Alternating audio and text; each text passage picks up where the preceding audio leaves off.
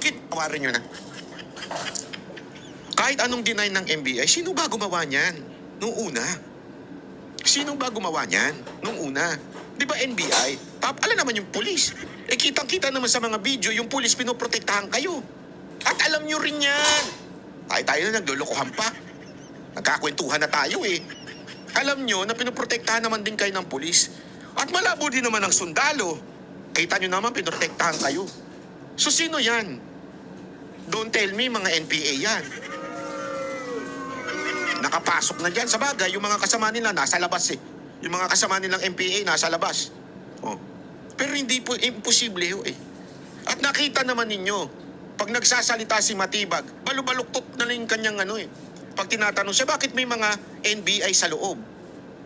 May NBI sa loob eh. Nung umaga daw. Sabi niya, umaga daw, tapos pina-pull out. Hello? Are you there? Or are you not there? Ibig sabihin na nandyan nung umaga, tanghali, hapon, yung NBI, bakit sila nakapasok dyan na may daladalang baril?